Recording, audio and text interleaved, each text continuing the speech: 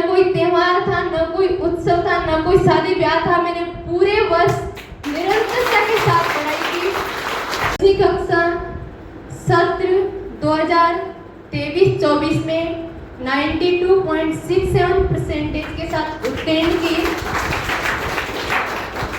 मेरी हमेशा से ही रुचि साइंस विषय पढ़ना रही है, तो मैं 11th क्लास में भी साइंस लेके पढ़ना चाहती थी, बट मेरे गांव में कोई भी साइंस का स्कूल नहीं था, तो वो रुचि कहीं वहीं दबके रह जाती।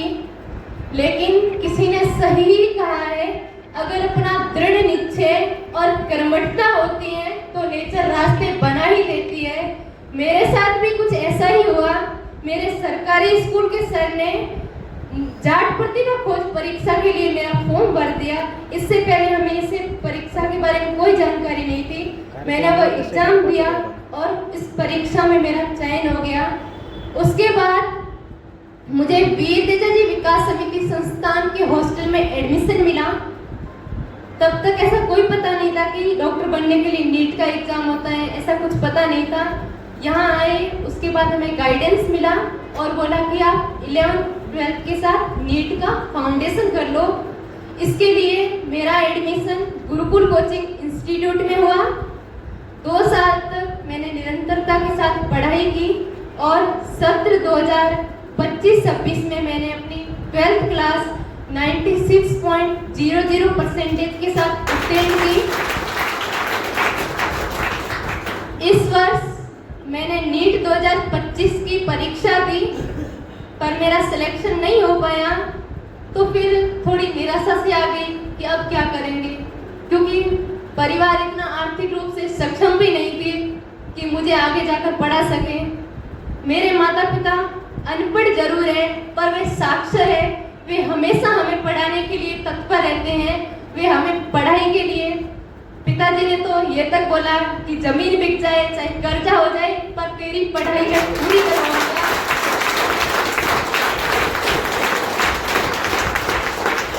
पर इसी समय मेरे फड़फड़ाते पंखों को जैसे उड़ान मिल गई हो। जाट चैरिटेबल ट्रस्ट बाड़मेर और वीर तेजाजी विकास समिति संस्थान बालोतरा के संस्थागणों ने हमारा हाथ थामा और प्रोत्साहित किया कि आप फिर से तैयारी करो। गुमनाराम जी सर ने हमें गाइड किया और गुरुकुल कोचिंग इंस्टीट्यूट के निर्देशन में मैंने फिर से वीर तेजाजी हॉस्टल में ही रहकर खुद से तैयारी करने का निर्णय किया। फिर मैंने अपनी तैयारी शुरू की। शुरुआत में बहुत सारी कठिनाइयां आई थी, क्योंकि 11th-12th में तो पूरा बैच था, अपने और स्टूडेंट्स के साथ बैठ के पढ़ते थे। इस बार मैंने अकेले ही खुद से तैयारी करने का निर्णय किया। शुरुआत में कई सारी कठिनाइयां आई, फिर जब अपने माता पिता और इन संस्थागणों का त्याग देखती तो फिर से पढ़ने लगती। मैंने पूरी वर्ष निरंतरता के साथ पढ़ाई की। इस वर्ष मेरे लिए न कोई त्योहार था, न कोई उत्सव था, न कोई शादी ब्याह था। मैंने पूरे वर्ष निरंतरता के साथ पढ़ाई की। मैंने होली दिवाली कुछ नहीं मनाया। दिवाली को खैर हमारा हॉस्टल बंद हो जाता है। फिर मैंने सर से परमिशन मांगी और मुझे परमिशन मिली, और मैं अपने पिताजी के साथ रहकर दिवाली में भी यहाँ पर निरंतरता से अपनी पढ़ाई करती रही।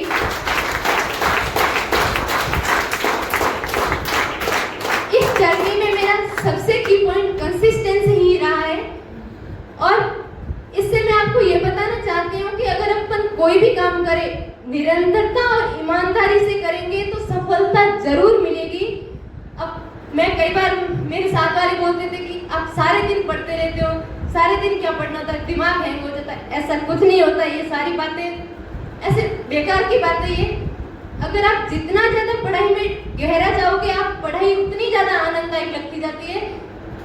मुझे पढ़ाई में बहुत इंटरेस्ट आता है, बहुत आनंददायक लगती है। जब पहली शाम का बनाया हुआ शेड्यूल दूसरी शाम को पूरा होता है, तब जो खुशी मिलती है ना, वो बाहर की बातों से नहीं मिलती। उससे जो मानसिक शांति, उस अपने शेड्यूल को पूरा करने के बाद जो मानसिक सुकून मिलता है और शाम को जो गहरी नींद आती है, वो बहुत अच्छी होती है। आप अपना काम बस ईमानदारी से करेंगे, बहुत खुशी मिलेगी। ऐसा कुछ नहीं होता कि दिमाग हैंग हो जाता है, डिप्रेशन हो जाता है, ऐसा कुछ नहीं होता। और इसमें मेरा एक की पॉइंट मेडिटेशन रहा है। मैं हमेशा सुबह आधा घंटा मेडिटेशन करती तो मुझे उससे भी बहुत ज़्यादा शांति मिलती। और वो खुद को मेडिटेशन खुद को जानने का तरीका होता है। उसने मेरी आंतरिक शक्तियों को पहचानने में मुझे सहायता की और उसकी सहायता से ही मैं आगे बढ़ पाई। खैर पूरे साल तैयारी करते करते साल कब निकल गया ज़्यादा कुछ पता भी नहीं चला। और मैंने 3 मई को नीट 2026 की परीक्षा दी। उसमें मैंने 650 मार्क्स अर्जित किए, पर सिस्टम की कुछ खामियों के कारण वो पेपर रद्द हो गया और अगला पेपर 21 जून 2026 को हुआ। आप सबके आशीर्वाद, परमपिता परमेश्वर के आशीर्वाद और मेरे माता पिता के आशीर्वाद की बदौलत मैंने इस परीक्षा में 606 मार्क्स अर्जित किए। All India rank 8289, OBC category rank 3620 अर्जित की। इस सब के लिए आप सभी का आशीर्वाद मेरे साथ था।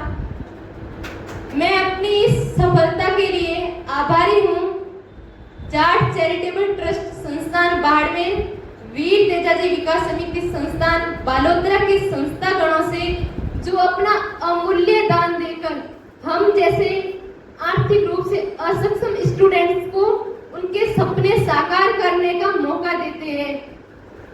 इसके लिए मैं संस्थागणों से आग्रह करूंगी कि आपका यह अमूल्य दान हम जैसे बहुत सारे गांव की प्रतिभाओं को आगे लाए और अपना सपना साकार करने में मदद कर पाए। आप सबकी आज्ञा से मेरी इच्छा है मैं अपने पैरों पे खड़ी होकर आर्थिक रूप से सक्षम बनकर अपने ही जैसे गांव की बहुत सारी प्रतिभाओं की पढ़ाई के लिए अपना योगदान अदा कर सकूं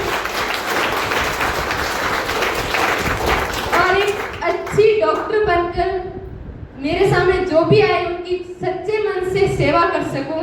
आप सबका आशीर्वाद मेरे साथ रहे। मैं आभारी हूँ अपने माता पिता और परिवारजनों की, जिन्होंने मुझे हमेशा खुद पर भरोसा रखते हुए बस निरंतरता से आगे बढ़ने के लिए प्रोत्साहित किया है।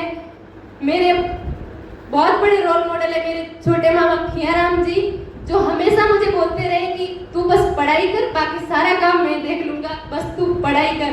एग्जाम दिलाने जाना, मैं घर में सबसे बड़ी हूँ, मेरे माता पिता अनपढ़ है तो कोई साथ चलने वाला नहीं होता है बाहर एग्जाम देने जाना। तो मेरे मामा जी है जो मेरे साथ चलते हैं, एग्जाम दिलवाते हैं, हर जगह और हर तक उनका बहुत ज़्यादा सपोर्ट रहता है।